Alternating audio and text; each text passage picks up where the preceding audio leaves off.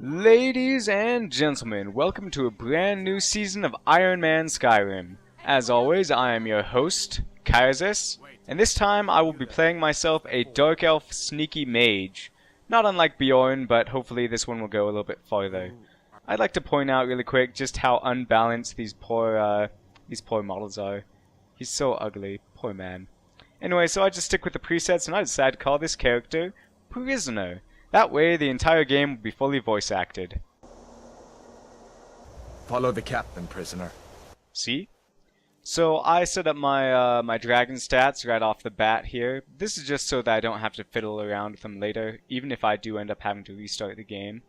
I don't think I was supposed to access any menus at the beginning of the game though, because it actually lets me zoom out here, which is clearly not intended. So yeah, but I get a little bit more voice acting at the beginning of the game. See? There you go. Nice and easy. Every time.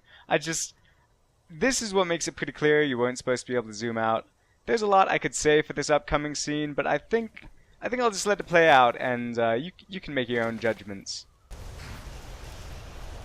What in oblivion is that? Sentries, what do you see? It's in the clouds.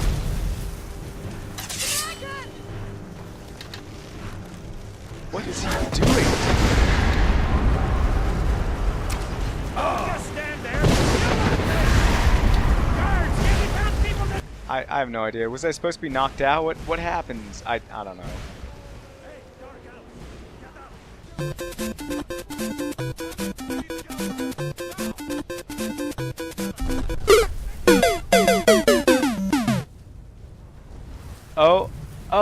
Oh, no way! I didn't even know I could get up on the wall. How in oblivion do we kill this? You can tell the game has absolutely no idea where I am. Still, it's pretty neat. It's pretty cool. And this is clearly not geometry built to be walked on.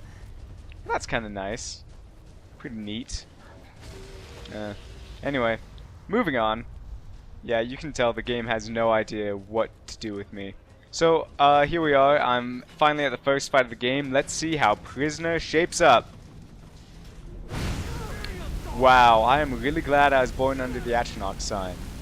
Not that glad though, because apparently my magicka just straight up won't regenerate until I have the proper items. So that means here I am with no magic and I'm stuck fighting a soldier.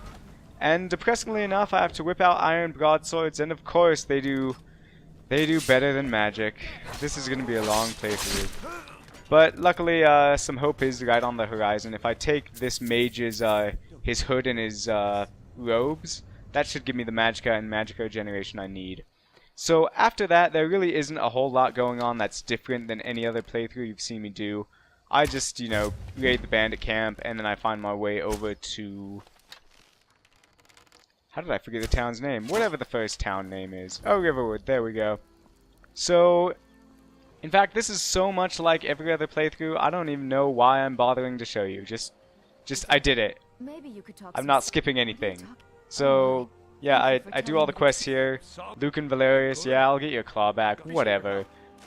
This time, I do bring Faendal with me, just because he can be, mildly useful. I just let him kill stuff. Kill people. See, there you go. Good job, Faendal. I appreciate you being here with me. The real reason I bring him along, though, is because as soon as I get up to Bleak Falls, I just give him a whole bunch of crap and send him home. I'll head back home if you need me. Yeah, you do that. Bleak Falls is exactly as always. I've done this so many times at this point that I could probably do it with my eyes shut by now. The only thing that's different is the 3 blind mice. I have no idea why they just run past me. I didn't think I was that well hidden. Maybe they're racist? Anyway, the rest of the barrow goes exactly as well as you'd expect. Well, that was easy. Anyway, after the barrow, I just kill Anais, as is tradition. I unenchant stuff. I get in the Lord Sidious battle with a flame Atronachs. Unlimited power! And then, yeah, have your freaking claw back, Luke and Valerius. I don't even care anymore. So after that, I go over to Faendal's house, because he didn't bring my stuff back, so I'm just going to rob him blind. That'll teach him. I retire from the adventuring business to become a farmer. over here at whatever, I don't know, Handle yourself, Pelagia Wade. Farm? Wow, that is You really can make it. convenient. Listen, And then I immediately could you take unretire the to do wonderful all of caravan this later? garbage in Put you up Whiterun. to this, didn't she? You know, to make a long story short, this goes exactly as you would expect it. As all my other playthroughs, I've done this dozens of times by now. I do buy myself some spells, including the slightly overpowered Talon Strike. Long story short, I fight a dragon and he dies. See? Hey, dragon. Let's do this. Oh, it's an ugly dragon too. It doesn't have its textures loaded. I bet that's embarrassing to go out of the house without your scales. So yeah, basically I just managed to get to Whiterun. If I start over and I do another playthrough with Prisoner, this is going to be the spot where I start from, just because I'm not wasting any more time on Bleak Falls Barrow. Come on, man. Okay, so with that, we are now in the beginning of my playthrough with Prisoner.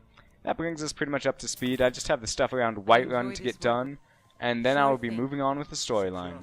Thanks everyone for watching, and hopefully the next episode will be slightly more entertaining. This one was the usual, catching up. I work